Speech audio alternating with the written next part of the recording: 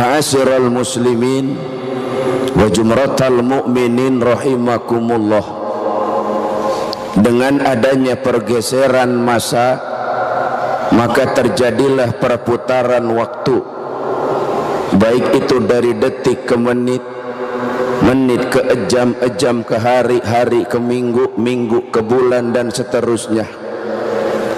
Tanpa terasa oleh kita bahwasanya pada saat ini kita sudah berada di penghujung tahun 1438 Hijriah, dan insya Allah kita akan memasuki tahun baru 1439 Hijriah. Sebuah renungan buat kita, hadis dari baginda Nabi kita Muhammad sallallahu alaihi wasallam. Kata Nabi dalam sabdanya, jadi di safinah fa innal bahra ami wa huzi zada kamila fa inna safara ba'id wa khafiful himla fa innal aqobata ka'ud. Ada 3 nasihat yang bisa kita ambil pada kesempatan siang ini, dan mudah-mudahan ini bisa memotivasi kita di dalam mengarungi kehidupan di dunia yang fana dan singkat ini. Dan yang 3 hal tersebut adalah sebagai berikut. Pertama, kata Nabi, jadi di safinah fa innal bahra ami, perbaharuilah perahumu karena gelombang menuju akhirat sangatlah besar. Ini bahasa silogis, artinya apa? Kita pada saat sekarang ini ibarat orang yang sedang menempuh perjalanan jauh, dan kita pada saat ini baru sampai di laut yang bernama dunia. Sementara di tengah perjalanan yang sedang kita tempuh ini ada badai dan taufan yang siap menenggelamkan kapal kita. Satu faktor yang harus kita perhatikan agar kita selamat sampai tujuan dari perjalanan ini, di mana kapal yang kita tumpangi haruslah yang baik dan benar. Dan adapun yang dimaksud dengan perbaharuilah perahumu, artinya adalah mantapkanlah niatmu, kuatkanlah tekadmu, terutama di dalam menghadapi perkembangan zaman dan persaingan hidup saat ini. Ma'asyiral muslimin wa jumratal mu'minin rahimakumullah. Lalu yang kedua, kata Nabi, wa huzi zada kamila fa inna safara ba'id, perbanyaklah bekalmu karena jalan yang akan kau tempuh masih teramat jauh. Kalaulah kita ini ibarat sebuah lokomotif atau kereta, katakan di mana kita telah berangkat dari stasiun Bogor menuju kota. Dari stasiun Bogor menuju kota, maka banyak tempat atau pos yang harus kita lalui. Begitu pula dengan kita, di mana kita pun telah berangkat dari alam ruh menuju alam rahim, dan sekarang kita tinggal di alam yang bernama dunia.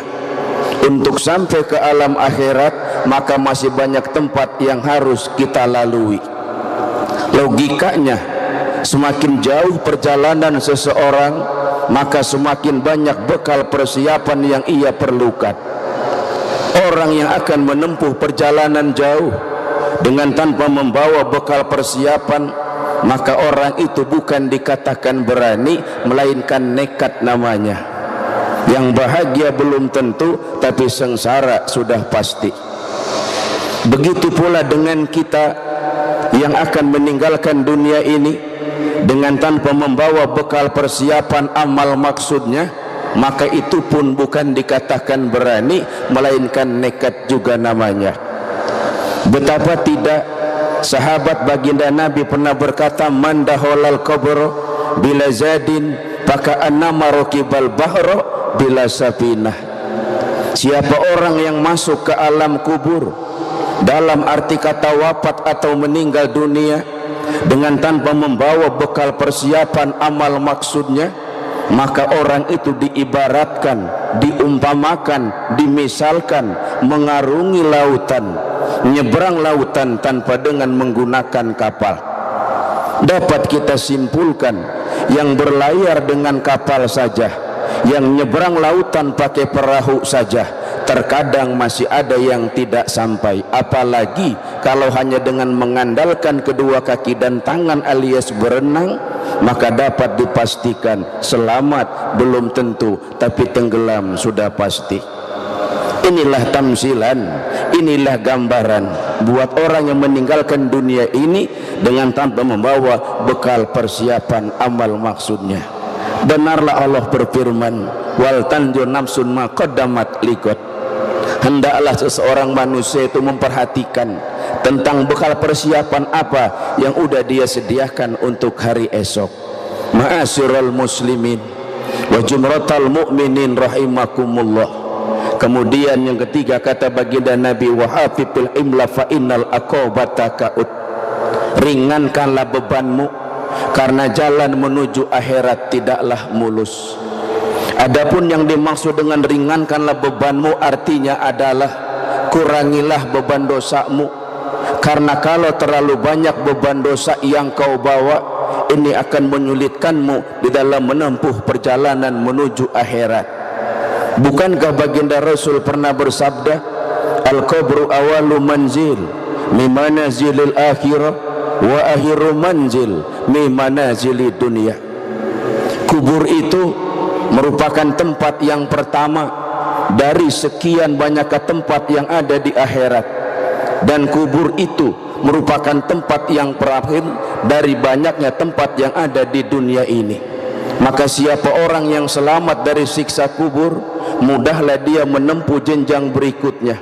Tapi siapa yang terperosok dalamnya, maka sulitlah dia untuk menempuh jenjang berikutnya. Ma'asyiral muslimin wa jumratal mu'minin rahimakumullah. Inilah 3 nasihat yang baginda Nabi sampaikan kepada kita umatnya, yang kalau ini kita aplikasikan dalam kehidupan kita, insya Allah kita akan selamat dunia dan akhirat.